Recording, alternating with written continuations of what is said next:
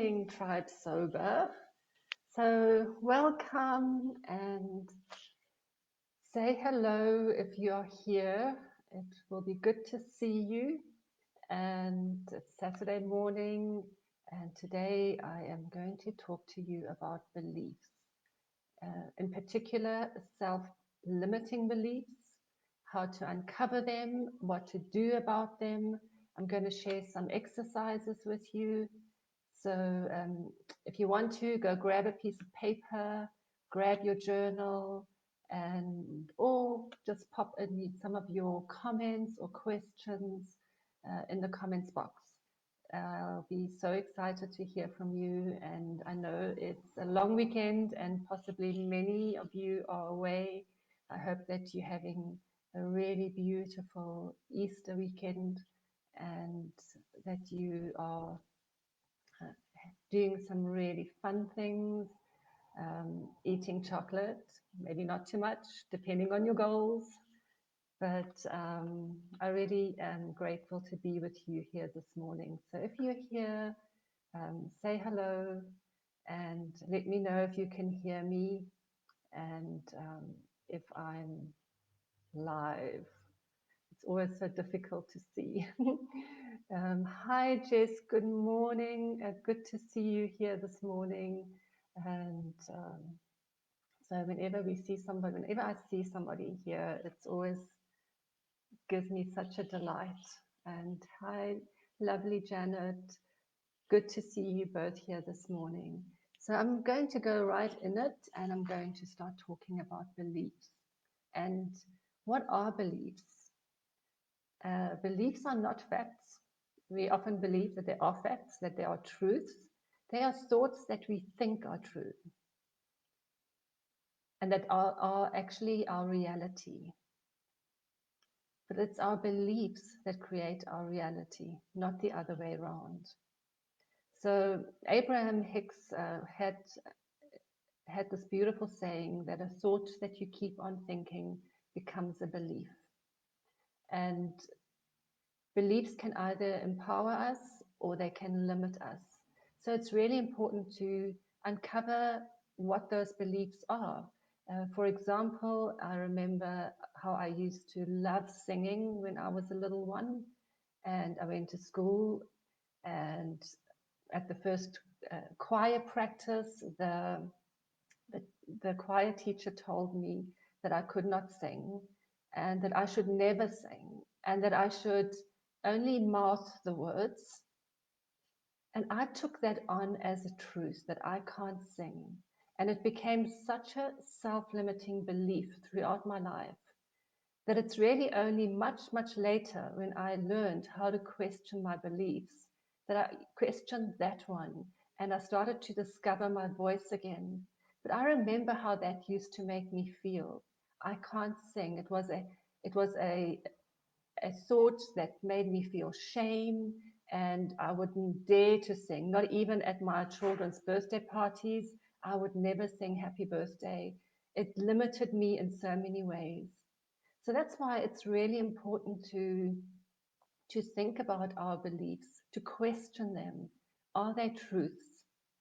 And what's so beautiful is that the beliefs that serve us, we can keep, and the ones that don't, that are limiting us, we can reframe them. And I'm going to share with you today some exercises that you can do to uncover your self-limiting beliefs and how to reframe them and how to create new beliefs. It's a beautiful process. And it all is really rooted in what I talk about as the think, feel, act cycle. Our results, all of our results in our life are caused by our thoughts.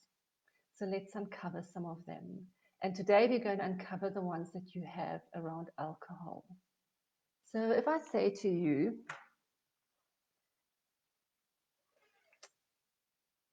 how do you feel, how capable do you think you are to ditch the drink for good? What is the first thought that pops up in your head? So write it down. How confident or do you feel in your ability to give up alcohol for good, to have an alcohol-free life? to never think about alcohol again, to have no preference for alcohol. So think about that and pop it in the comments box if you've got comments, and always go with the first question. The first thought that pops into your head, because those first thoughts, those are the ones we want to uncover and write them all down. So an alcohol-free life, a life without alcohol, how do I feel about that? What do I believe about that? What comes up for me?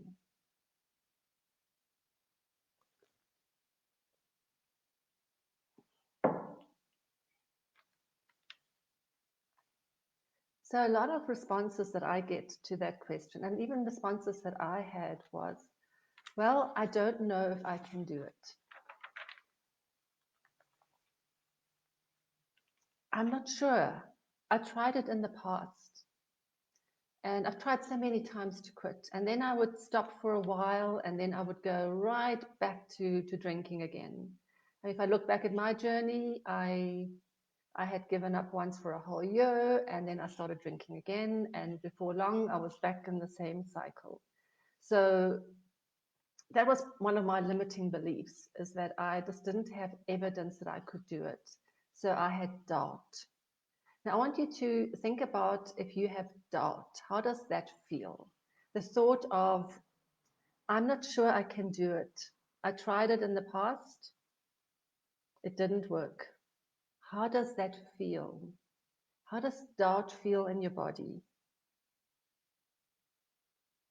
Does that thought get you all in, like, I'm going to do this? No. Usually if we have the thought of doubt, we think maybe it's better we stay where we are right now. So doubt creates the inaction.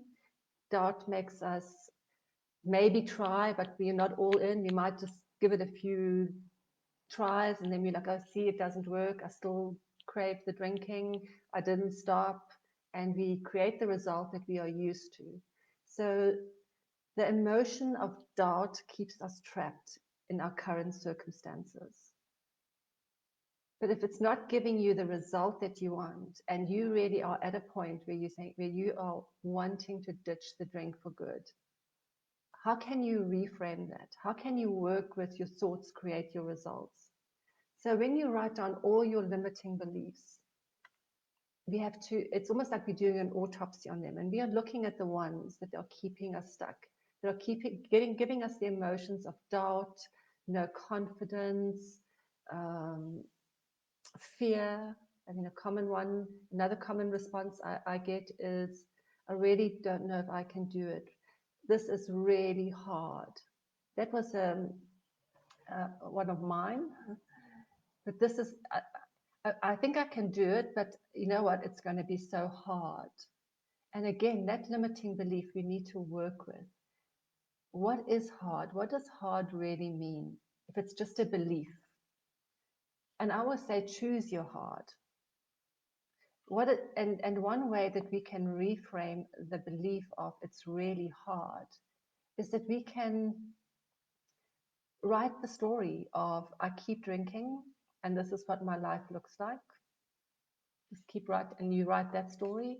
If I keep drinking, then I'm going to keep having hangovers. I'm going to be stuck in the routine of drinking, shame, hangovers.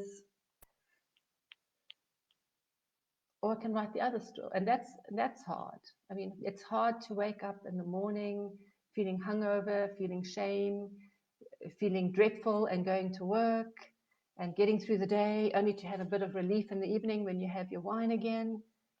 That's hard. Versus I choose to give up the drinking. I stop drinking. I prefer not to drink. I wake up fresh. I get a good night's rest. I learn the skills. I change my life. I start to exercise. Yes, it's hard initially to tell my family and friends that I'm no longer drinking. It might be awkward. So all of those things are hard. It's hard to go through the urges initially. Yes, but we can reframe it and go into a thought, an empowering thought that's going to give us the action that we want. So how do we do that? So let me just see who's popped in here. Hi, Kerry. Hi, Wilma and Flick. So good to see you all. Yes, Wilma, the belief of this and the thought is I can do anything I set my mind to. When you put on that thought, what is the feeling that you get? You get, I'm sure you feel very confident. And when you feel confident, the actions that you take will be to find another, to plan what you're going to do instead of drinking in the evening, to start exercising. You're going to start taking actions that are going to support your belief that I can do anything I set my mind to. So if you are at a point, Flick, you're saying, I've looked forward to the session from you with such excitement, Lynette. Because at the beginning of this journey, I realized that in fact it was alcohol that had created the doubt, and that alcohol had done a fine job of eroding my self-confidence. Yes, so true. When we doubt, when we move out of the feeling of doubt, it holds us back, or fear. It keeps us stuck, it keeps us where we are right now. So we need to move into creating confidence, believing in ourselves, and choosing to ditch the drink, because that's the goal that we are going for. So one of the ways we do that is when we do a thought download and we get everything down about how do we feel, what are our beliefs around alcohol, and we uncover those self-limiting beliefs. Like, I can't socialize without alcohol. I get bored in the evenings. What am I going to do? How am I going to relax after a hard day's work? How am I going to celebrate without champagne? Those are all self-limiting beliefs that are going to keep you stuck and that are going to create the doubt of that can I do this or can't I do that? Or can I do this? So how do we reframe those beliefs? And especially the belief of, I'm not sure I can do it. If you are, whatever you want to do, if you want to, and you're not sure that you can do it, how do you move yourself to confidence? And one way to do that is to go backtrack in your life and think about a time when you accomplished something that was really important to you. You didn't know how to do it. You set your mind to it. You pursued it. You took the actions. What kind of thoughts did you have when you accomplished that goal? For example, going for the job that you've always wanted. And I remember when I first came to Joburg and I had no experience, and I just had the belief that I would find work and I would find something, a way to earn money. And I did. And whenever I was in a situation where I'd either been retrenched or I lost a job, I always had the sense of I can find another job. The thought was always, I can do it. Think about the first time, think about when you fell pregnant or when you wanted to have a child. You had never done this before, but you believed and you had the thoughts that helped you get through it. I'll get through it. I will learn. I will go for classes. So those thoughts then inspire confidence and inspire you to move into actions that are going to give you the results of your goal. I find a job. So I stop drinking. I can stop drinking is an empowering thought. I don't drink is an empowering thought. So what kind of emotions and feelings are stirred when we say to ourselves, I can do this, I can stop drinking. We feel confident and we find ways to make it happen. Our actions then are probably around, okay, so one of the things I struggle with is in the evenings, I want to relax. How do I relax without alcohol? Then you look at your tools and you say, okay, let me try going for an exercise class, doing a meditation, and you start doing things you actually never thought about doing before. Yes, what is very important is that you need to then plan. So once you've got the new thought, you've got the confidence, you then need to take the action of planning ahead of how you're going to negotiate the social function that's coming up this weekend, and create the thoughts of, I can have fun in a social situation. I can relax without alcohol. And then when you take the action of coming home, having a cup of chamomile tea, sitting outside in your garden, you re-anchor the thought and you say, wow, this is very relaxing. And you feel it. And then the next day, the result is that you are relaxed. And then the next day, you are probably going to be inclined to do that again, because you're going to start remembering. And it's a little neural loop that you are starting to create. It's a tiny little branch, as Dr. Caroline Leaf says.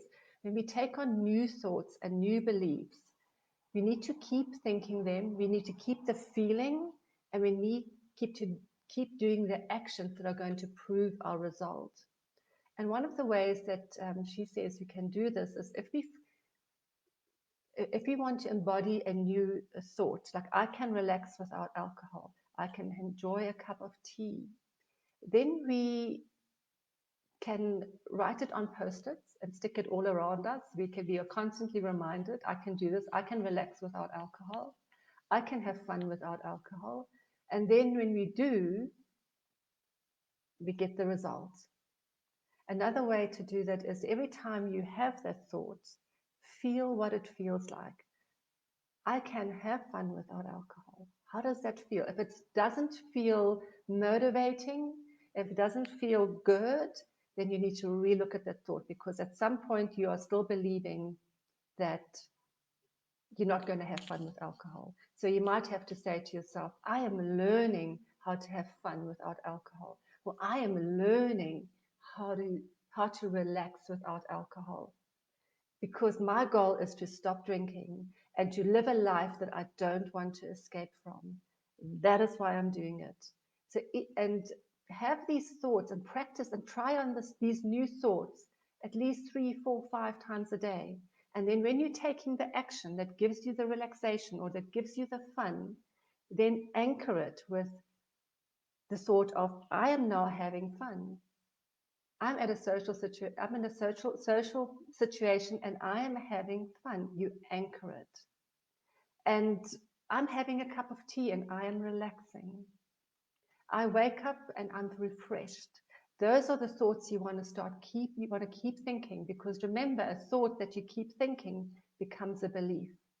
And initially the belief that you have that alcohol plays such an important role in your life, that you can't imagine a life without it, is rooted in social norms. It's rooted in what you have taken on as what society makes it mean, and therefore it's important to uncover it, get those thoughts out, create an autopsy on them and say, this thought, you're not serving me.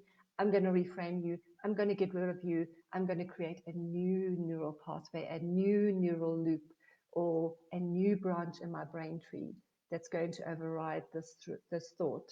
And to do that, it takes, after a week, it's like a little shoot. After a month, it's maybe a tiny bit longer. And eventually, after 61 days of every day practicing and trying on this new thought, feeling it, acting on it, it becomes a way of being. It becomes a beautiful new neural pathway. So when we say that it takes 66 days to give up, to create a new neural pathway, and so it takes 66 days to ditch the drink. When we just take away the alcohol, it doesn't necessarily mean we're going to create a new neural pathway. If we are just using willpower and we're just gritting through it, we're going to keep, those beliefs are going to keep coming up, which is often why a couple of months later, we go back to drinking and we think nothing has changed. So one of my clients once said to me, but this is work. This is hard work to have to, like, practice this every day. And so I invited her to think about the word work and that this is hard. How did that make her feel? And how did that sit for her? And I asked her to write a story. I asked her to write those two stories of the hard of keeping drinking and the hard of not of not drinking and the hard of keeping to drink. So there are different scenarios. What is the result that you want? Is it the result to keep where you are, or is it the result of being free of alcohol and doing new things, having new adventures, making it fun? Um, it's all optional. And when I realized that all our thoughts are optional, the thought that I could never drink, I could never sing, was optional. It was not true. Now, when I questioned that belief and I started chanting and I started singing at birthday parties, it was no longer about that I couldn't sing. I could sing. I used to think I would never be able to ditch the drink. And when I changed the thought into an empowering thought of I can, and I will do whatever it takes because I want to be free of the hangovers. I want to be free of the shame. I'm going to try on new thoughts and new beliefs. My life changed. So the skill of learning what are our limiting beliefs and creating the beliefs that we want to go get the results that we want in life, that is priceless. Almost 4 years ago from today, I never, when I went on this journey, I never had any idea that I would ditch the drink for good, prefer not to drink, go and do a coaching diploma, and start coaching for World Without Wine. I never thought that was possible. And now I pinch myself and I realized the only thing that changed was my beliefs that I could do it. So give me some of your input here. I've had such great input already from Flick and Irene. I think, therefore I am. Yes, whenever we use the sentence "I am," it's an anchor. It's a very deep belief. I am worthy or I am unworthy. So it's very important when we use the word I am. It's almost like it's a creed. So I often reframe it to I am feeling low today. So what can I do about it? But when I'm saying I am low today, I own it, and it's almost like I can't do anything about it.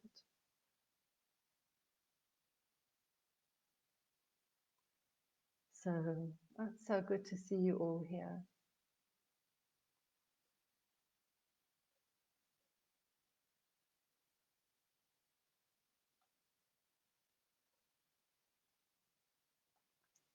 So in a nutshell, before I close here today, I just want to again just recap for you that your thoughts create your results, and any thought is optional. To create new thoughts, to think new thoughts that you want to believe, you need to try them on. You need to practice them, you need to feel them, and you need to act on them. And every time you act on them, you're going to get the result that you want. And understand that this is not just that it's not just a one day, I'm going to reframe my thinking and it's going to happen. It's a thought that we need to keep on practicing until it becomes a belief. And when it becomes a belief after 61 or 66 days, then it becomes like second nature. And then the default is going to be, you know what, tonight I'm going to have my chamomile tea. I'm going to look forward to my chamomile tea. I'm going to look forward to my meditation or my walk in much the same way that I used to look forward to my wine.